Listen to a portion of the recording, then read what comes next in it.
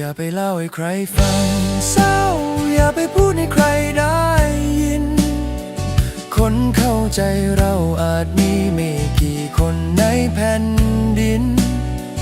บางรอยยิ้มเขาเพียงยินดีที่เราพังสุขอย่าไปเล่าเศร้าอย่าไปพูดเลย